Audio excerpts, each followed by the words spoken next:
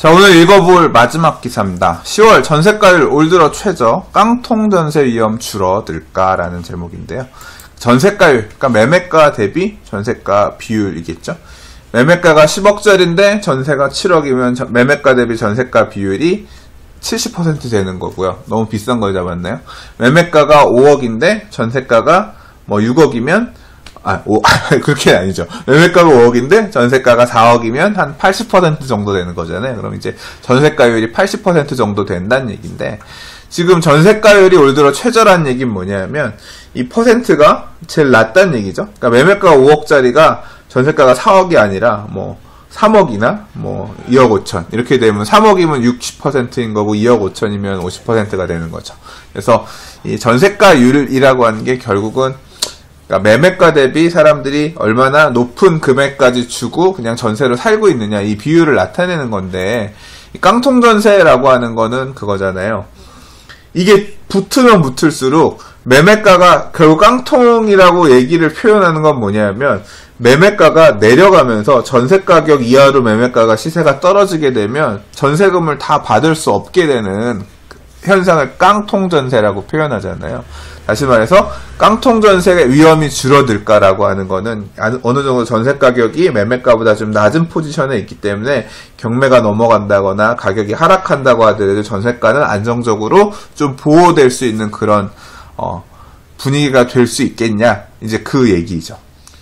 자, 이제 기사에서 통계를 얘기하고 있는데, 전국 아파트 KB국민은행이 발표한 월간 부동산 통계에 따르면 지난 10월 전세가율은, 아파트 전세가율은 전국이 74.9%, 1억짜리면 7,500만원 전세 비율이라는 거예요.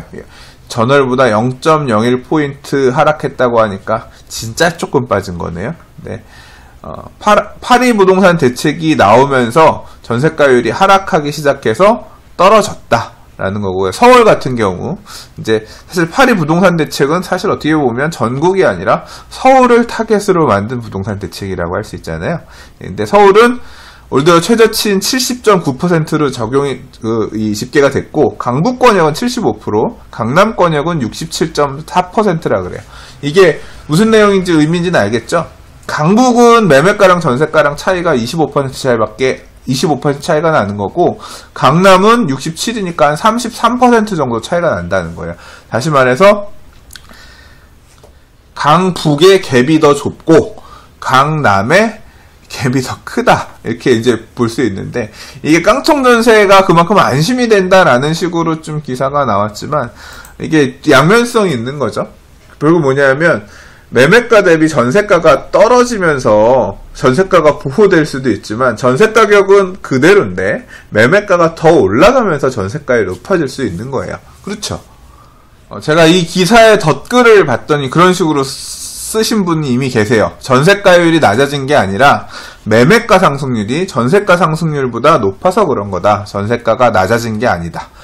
매매가가 상승했다는 사실을 이렇게 돌려서 말하네 라고 하니까, 예를 들어 전세는 7억으로 그대로 있어요. 매매가가 10억이었어요. 그러면 전세가율은 얼마예요? 서울 평균인 70%가 되는 거죠. 매매가 10억에 전세 7억이니까. 근데 전세는 안 올랐어. 7억 그대로인데 막 매매가 호가가 올라서 또는 거래가 돼서 11억에 거래가 됐어요. 그럼 어떻게 돼요? 11억 대기 7억은 뭐 한 60몇 %잖아요. 그러면 전세가율이 떨어진 거죠.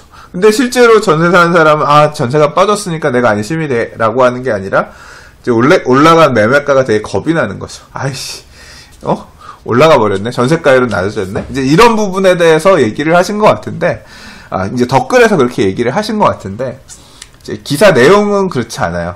뭐라고 나오냐면, 일단 파리 부동산 대책에 따라서 부동산 및 대출 규제를 시행하자 전세값 상승세가 주춤하면서 전세가율이 역시 하락한 걸로 분석되고, 실제로 지난 2년 가파르게 오르던 전세값은 하반기 들어 주춤하는 모양새다. 그러니까 매매가가 올라서 전세가율이 안정화되는 게 아니라 전세가격이 좀 하향 안정세이다. 뭐 이제 그런 식으로 그에 관련된 이제 통계를 얘기하고 있는데, 제가 체감하기에도 그렇습니다. 전세가 이렇게 지금 서울의 주요 지역들 보면, 물론 이제 지역마다 편차는 있겠지만 전세가 안 빠진다, 그런 얘기가 되게 많아요. 전세가 안 나가고 물건이 쌓여 있다, 이제 이런 얘기들이 되게 많이 있는 편입니다. 그래서 이런 부분 때문에 전세 가격이 조금 하락 압력을 받고 있는 상황인 것 같긴 합니다. 부동산의 입주 물량이 늘어나는 것과 매매 가격이 어떻게 그거에 따라서 변하느냐의 부분에 대해서는 통계를 얘기하는 분들마다 이견이 있는 것 같아요. 저도 잘 모르겠는 부분이 있습니다. 근데 한편으로 확실한 건 뭐냐면 입주 물량이 많은 지역이 인근에 생기면 전세가는 되게 약세가 돼요. 전세 가격은 굉장히 하락 압력을 받게 되고 상승하지 못하는 그런 분위기로 계속 전한 그런 모습은 항상 보여왔던 거는 저도 인정하거든요. 그래서 올 하반기부터 입주 물량이 늘어나는 부분이 이 전세 가격 부분에서 어떻게 영향을 끼칠지는 잘 좀 생각을 해야 될 것 같고요.